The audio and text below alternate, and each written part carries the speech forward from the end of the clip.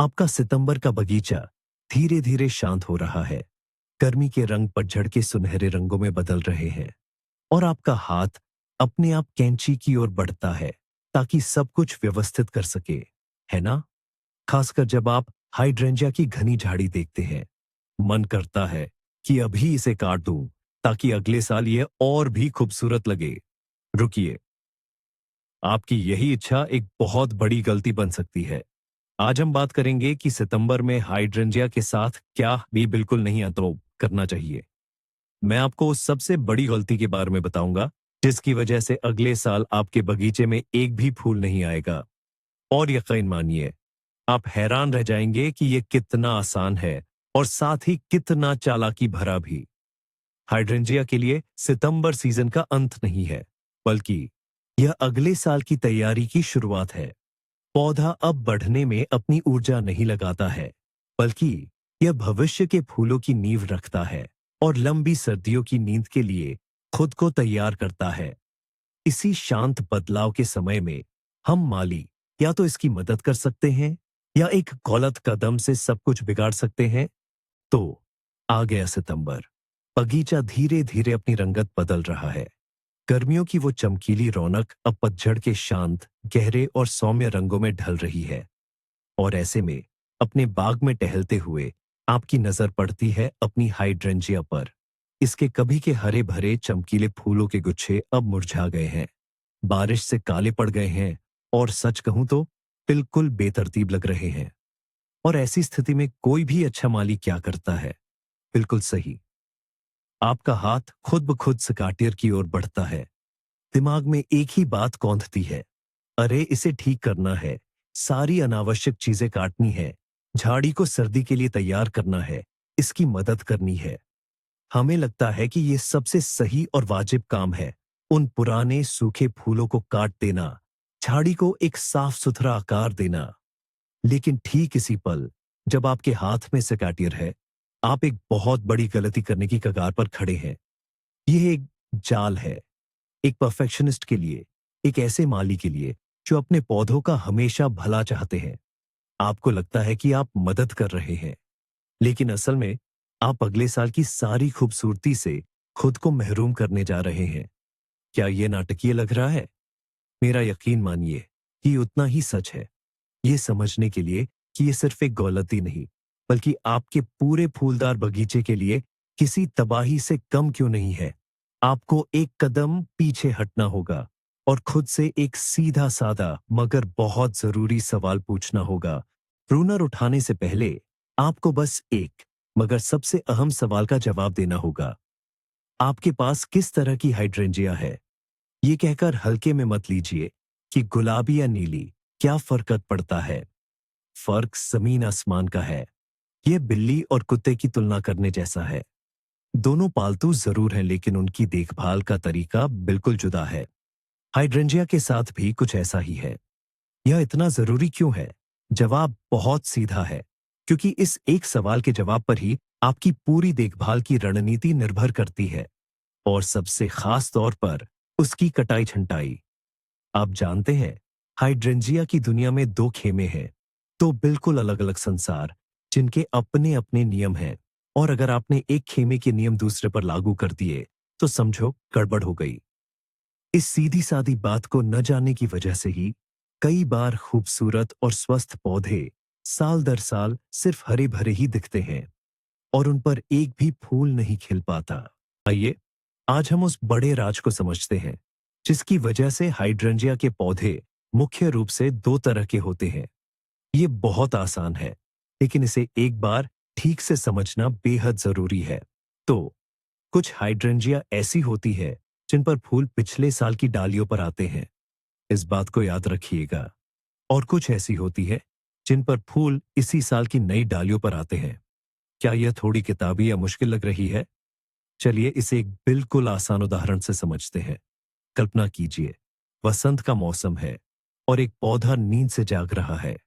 एक हाइड्रेंजिया कहेगी, वाह, मैं अभी फटाफट नई नई हरी डालियां उगाऊंगी और बस इन्हीं पर गर्मियों में मेरे सुंदर फूल खिलेंगे। ये वही हाइड्रेंजिया है जिन पर फूल इसी साल की नई डालियों पर आते हैं। वहीं दूसरी हाइड्रेंजिया बिल्कुल अलग सोचेगी। ठीक है, मेरे सारे फूल उन डालियों पर आएंगे जो पिछले साल उगी थी और सर्दी में भी बची रही थी। इसी को कहते हैं पिछले साल की डालियों पर फूल आना। और हमारी आज की पूरी कहानी का सबसे बड़ा राज इसी छोटे से फर्क में छिपा है। पेश है हमारी कहानी की मुख्य किरदार, लार्ज लीफ हाइड्रेंजिया। मुझे यकीन है कि आप में से कई लोगों के बगीचे में यही पौधा लगा होगा, वही जिसकी फूलों की बड़ी बड़ी घनी छतरियां होती हैं, जो मिट्टी की अम्लता के आधार पर गुलाबी से नीले रंग में बदल सकती है। यह बगीचे की रानी है, जो सबकी नजरें अपनी ओर खींच लेती है। लेकिन छंटाई के मामले में यही सबसे नखरीली और नाराज होने वाली है। 99% निराशाएं इसी से जुड़ी है।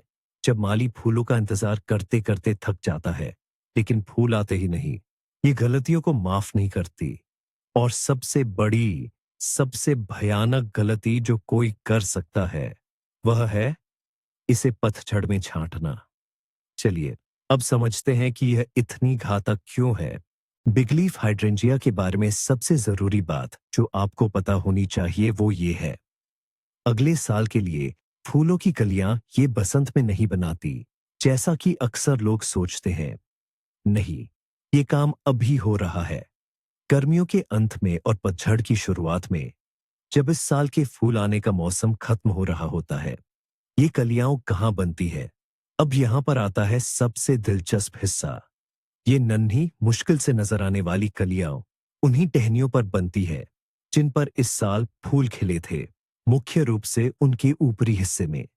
पौधा जैसे अपने आप से कहता है, यह टहनी अच्छी तरह से विकसित हुई है, यह मजबूत है, इसलिए अगले साल भी इस पर ढेरों फूल खिलेंगे, और तैयारी शुरू कर देता है।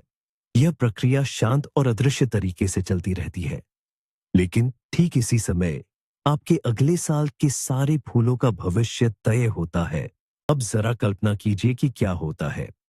आप सुंदरता बढ़ाने के जोश और लगन से भरे हुए सितंबर के महीने में बड़े पत्ते वाली हाइड्रेंजिया की झाड़ी के पास एक कट्टर लेकर पहुंचते हैं।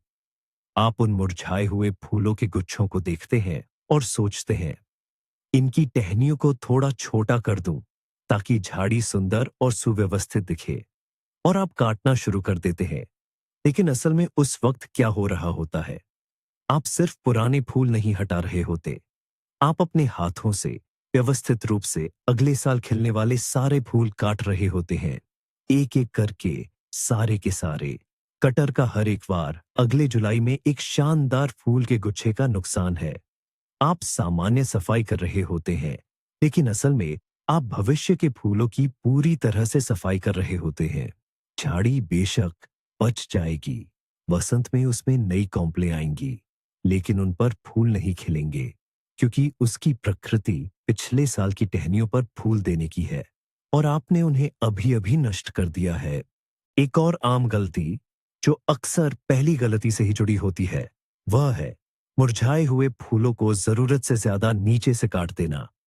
माली सोचता है, ठीक है, मैं पूरी टहनी को नहीं काटूंगा, मैं बस इस मुरझाए हुए फूल के सिर को हटा देता हूं ताकि यह देखने में बुरा न लगे। और फिर एकदम सफाई से करने के चक्कर में वह इसे ऊपर की एक दो पत्तियों के साथ ही काट देता है। यह शायद एक छोटी सी बात लगे, लेकिन नहीं, यह भी एक गंभीर भूल है, क्योंकि ठीक वहीं उन ऊपरी पत्तियों की बगल में, उनकी आड़ में ही तो सबसे मजबूत, सबसे ताकतवर और सबसे पहली फूलों की कलियां छिपी होती है। वे ही आपके आने वाले फूलों की पहली खेप होती हैं। उन्हें हटाकर आप शायद सारे फूल खत्म न करें, लेकिन निश्चित रूप से आप अपने सबसे बड़े और सबसे पहले खिलने वाले फूलों से वंचित रह जाएंगे। सही ढंग से काटना, अगर आपको इतनी जल्दी है, तो यह एक बेहद बारीकी वाला काम है। आपको केवल फूल के सूखे हुए हिस्से को ही काटना होगा, और तने उस पर लगी सभी पत्तियों को ज्यों का त्यों छोड़ देना होगा। और उन लंबे खाली तनों का क्या करे, जो इस साल तो खूब बढ़े, पर उनमें फूल एक भी नहीं आया। ऐसा अक्सर होता है, खासकर नए युवा पौधों के साथ।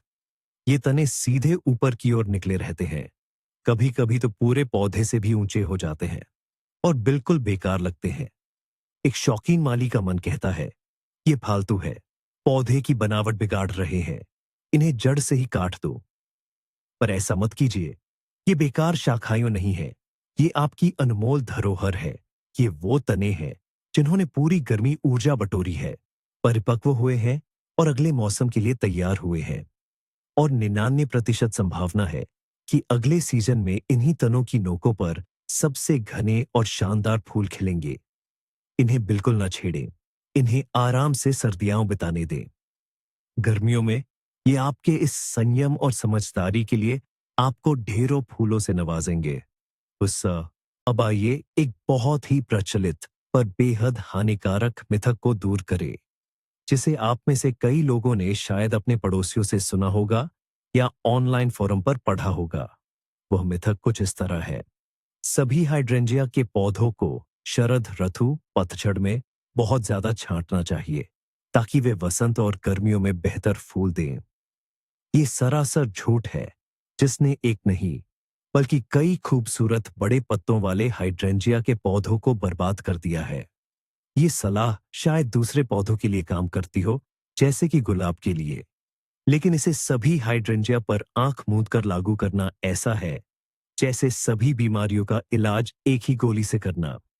नतीजा बहुत बुरा होगा। याद रखिए, बड़े पत्तों वाले हाइड्रेंजिया के लिए पतझड़ में की गई कठोर छंटाई फूलों को बढ़ावा नहीं देती, बल्कि अगले पूरे साल के लिए उनके खिलने को पूरी तरह से रोक देती है। लेकिन कुछ ऐसी हाइड्रेंजिया भी तो हैं जिन्हें पतझड़ में काटा जा सकता है और काटना जरूरी भी है, एक अनुभवी माली कहेगा, और वह बिल्कुल सही भी होगा। जी हाँ, बिल्कुल है।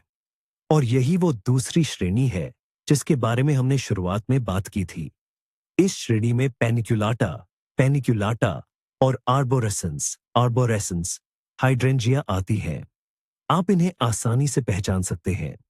पेनिकुलाटा के फूल बड़े बड़े पिरामिड या झाड़ू के गुच्छों जैसे दिखते हैं, जो पहले सफेद या हरे पीले होते हैं, लेकिन पतझड़ आते आते अक्सर गुलाबी होने लगते हैं। वहीं आर्बोरेसेंस की बात करें तो इसकी सबसे मशहूर किस्म अन्नाबेल है, जिसके फूल बड़े बड़े सफेद या क्रीम रंग के गोले जैसे होते हैं। इन दोनों खूबसूरत प्रकारों के लिए पतझड़ में कटाई, प्रूनिंग, न केवल हानिकारक नहीं है बल्कि कुछ हद तक तो फायदेमंद भी है। और अब मैं आपको समझाऊंगा कि ऐसा क्यों है। आप पूछेंगे, इन्हें क्यों काटा जा सकता है? इनका अपनी नखरेली बड़ी पत्तियों वाली हाइड्रेंजिया बहन से क्या फर्क है? कारण सरल है, ये चालू वर्ष की नई शाखाओं पर फूल देते हैं। आइए फिर से समझते हैं कि इसका क्या मतलब है। बसंत में जब झाड़ी सर्दियों के बाद फिर से जीवंत होती है, तो यह तेजी से नई, कोमल और हरी टहनियां निकालना शुरू कर देती है। और इन्हीं ताजी, एक साल पुरानी टहनियों के सिरों पर गर्मियों के मध्य तक शानदार पुष्पगुच्छ खिल उठते हैं। फर्क समझ रहे हैं? यह पौधा पिछले साल की शाखाओं पर निर्भर नहीं करता। यह हर साल अपने फूलों के लिए नींव नए सिरे से तैयार करता है। इसलिए जब आप पतझड़ में पेनिकल हाइड्रेंजिया या ट्री हाइड्रेंजिया की छंटाई करते हैं, तो आप भविष्य के फूलों को बिल्कुल भी नुकसान नहीं पहुंचाते। आप बस पुरानी शाखाओं को हटाते हैं, जिससे बसंत में नई और मजबूत टहनियों के विकास को बढ़ावा मिलता है। सितंबर में हाइड्रेंजिया की खूबसूरती निहारने के अलावा हम उसके लिए और क्या कर सकते हैं? प्रूनर उठाने के बजाय खाद देना कहीं ज्यादा जरूरी है, क्योंकि इस समय पौधे की सक्रिय वृद्धि रुक चुकी होती है। उसे लंबी और ठंडी सर्दियों का सामना करने के लिए सही पोषण की जरूरत होती है।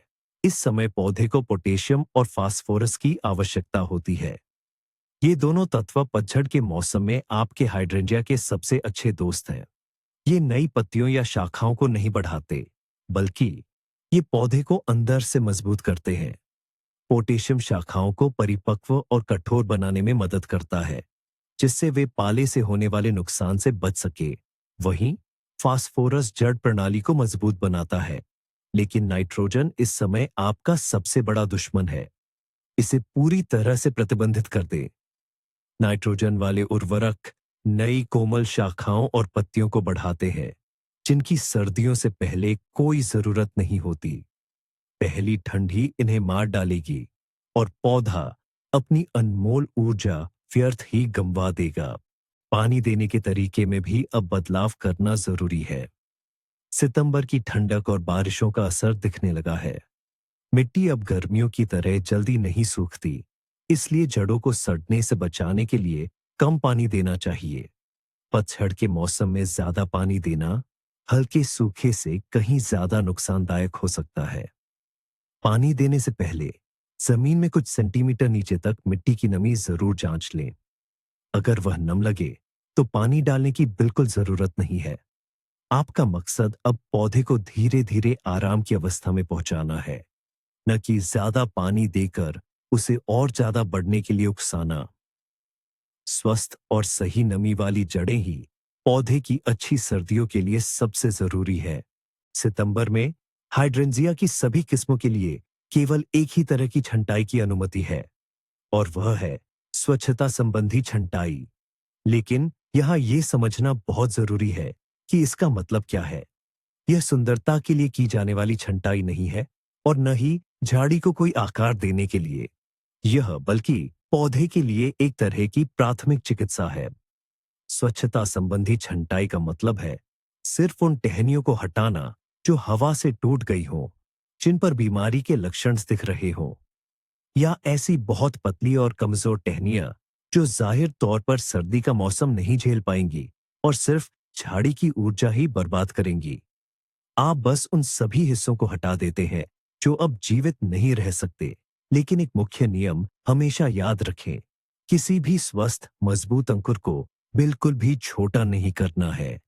ये पूरी तरह से वर्जित है। आप एक सर्जन की तरह काम करते हैं, सिर्फ वही हटाते हैं जो पौधे को नुकसान पहुंचा रहा है, स्वस्थ हिस्सों को बिना छुए। झाड़ी के नीचे से गिरी हुई सारी पत्तियां जरूर साफ कर दें। यह सिर्फ सुंदरता की बात नहीं है।